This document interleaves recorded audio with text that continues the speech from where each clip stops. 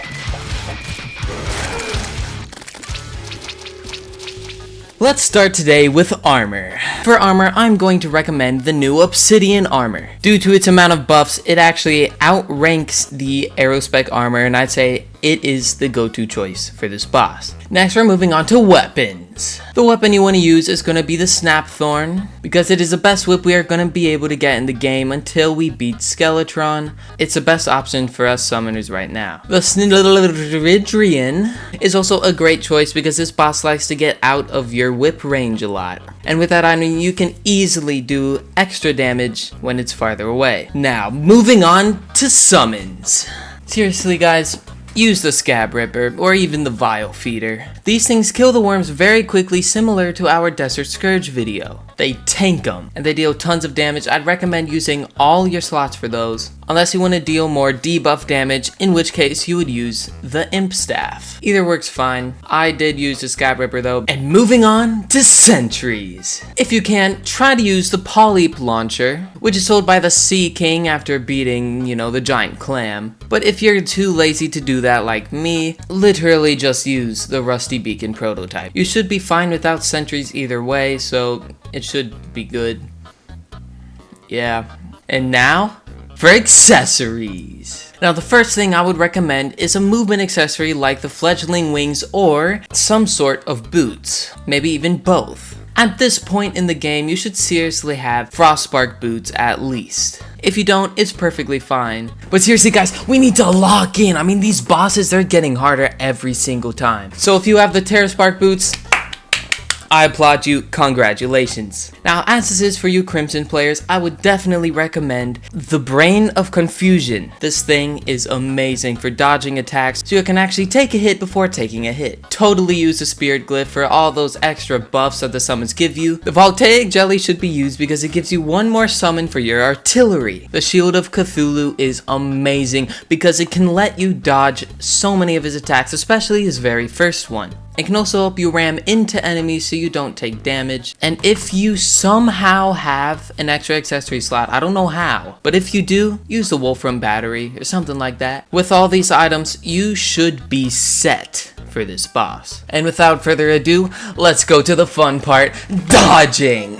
Since this boss has 4 phases, this video will be divided into chapters so you can skip to any part that you are struggling the most with. And with that being said, let's start with his first attack, his Ichor Dash. Basically, he's going to dash towards you and release all these really weird spiky things. There are many ways to do this. You can dash towards him, you can dash away from him, you can dash under him. What I've always done for this attack is dash the other direction and keep going, even including a little jump in there just to be safe so he doesn't dash into me. I think this is a great way to go about this if you have a lot of arena space and you're not as good at coordinated movements. It does take a little bit of practice, kind of like Crabulon, but I know you can do it. You better know that too.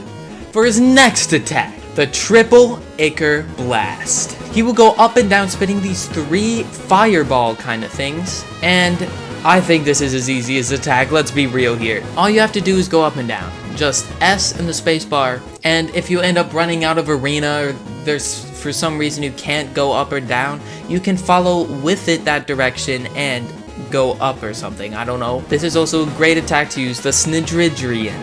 For his third attack of the first phase, he will spin around you and shoot these goop everywhere. You can literally just stand still until he's done rotating and then dash to the side.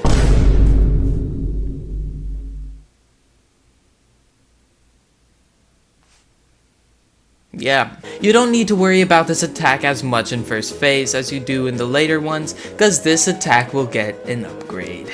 Anyways, that's phase 1 done. Moving on to phase 2.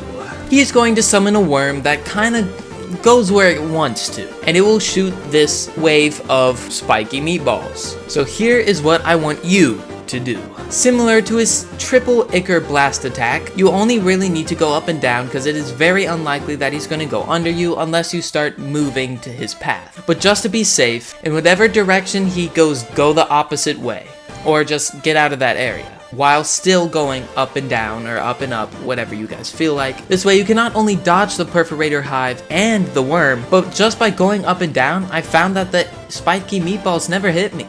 And also, look up, spiky meatballs can come very fast, so. But if you stay at the top layers of the arena, you should see them. But there's one thing I want you to do here. I found this phase was so much easier with the worm dead. So what I want you to do is when you hit the worm with your whip and the summon tag bonus is on it, which means that little circle that's on the enemies when you hit them, it's on the worm, I want you to stop touching your mouse. This is because you don't want to whip the Perforator Hive and have them target him when the worm's still crawling around. All your summons are going to be attacking the worm, and it will die so much faster. It will save your life. For his next attack, the Orange Chimera. These things are going to go up and down. Now, the gaps in between them are very big, so you can probably fit in between them, but I would not recommend that for you guys. The hardest part for me on this attack, I never expected it to happen, and I always ended up dying to it because it came out of nowhere. So what I want you guys to do, when he completely stops moving, you stop moving too. This way you can tell that it's gonna happen. And so what I want you to do is when you see the ones under you, or above you even, I want you to jump or fall through that gap, and then kind of shimmy to the side so you can fall through that last one. And when that attack passes, it's gonna go back to phase 1 attacks for his final attack in this phase. It's gonna be the rotating globs again, except this time instead of shooting them out, he's gonna shoot them towards you. Now, the funny part about this attack is the blobs don't even do damage until the attack's over. So you can still literally just stand still until he dashes towards you. You don't even have to care about the blobs until he's dashed. So just stand still, just wait until he dashes into you and you dash out of the way. Other than that, the rest of his attacks are going to be the same as phase 1. He's probably going to repeat some if you haven't killed him in time. That's halfway, guys. Moving on to phase 3. Now, he summons his second parasite. He's yellow, and this phase is just a bullet heck. If you fought the Infernum Eater of Worlds, you might have a lot of practice with this kind of stuff. So what I want you to do is keep rotating. You don't have to care too much about the hive, but the worm is what you're worried about. they're both gonna shoot these bullet things. It's gonna be everywhere. But what I need you to do is rotate and watch where you're going so that you don't run into them and they don't run into you. And remember, the red spiky ones, they blow up into 6 more, so watch out. I saved my rage and adrenaline for this part because I thought it was really annoying, and when I did that and targeted him, he died so fast. You can do the same if you really don't like this phase, or you can save it even more for his last phase. Once the worm is dead, he's gonna pull this really annoying move where he releases these globs into the sky and then loops around you and does the thing again. You don't even have to move until he dashes, or you can keep moving and then dash when he dashes at you. It's actually not that bad. The problem is moving after that can be really difficult with the blobs in the way. And my advice for this is either find a layer that doesn't have blobs on it, or just get more arena space or something. Because even skilled players can have trouble fitting in between gaps in such short notice.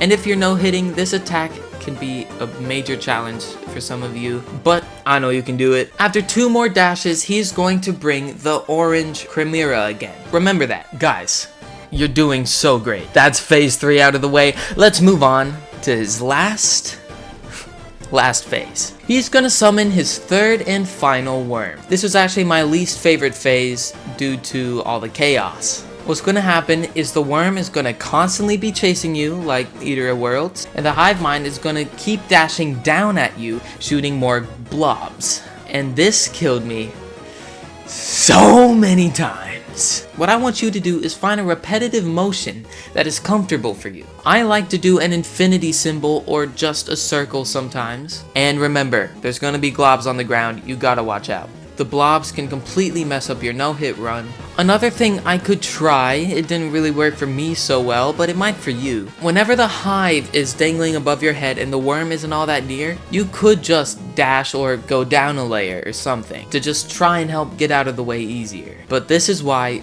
boots is especially helpful on this boss. Once the worm is dead, he's going to do more Chimera, except this time the gap is going to be much smaller, so you're going to have to use a tip from before. Either fall with one and then go through the gap, or something like that. Many of the attacks are the same, like the spinning around, shooting the goop, but there's going to be one new one. Don't get scared. He's going to dangle above your head and shoot these orange ichor things to the sides of you. Now don't care about moving left and right. That's not gonna help you. And what I need you to do is fly up. And once you run out of flight time, just fall every single time it shoots out. And with layers to your arena, flight time will not be as much of a problem because you will have things to land on, as you can see in my clip.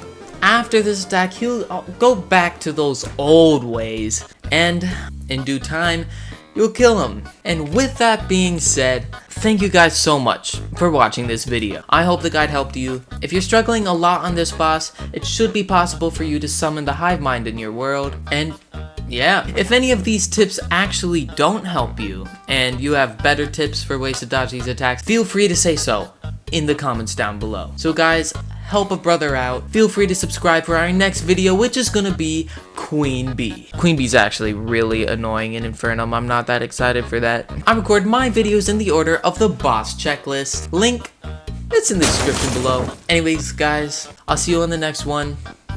See ya.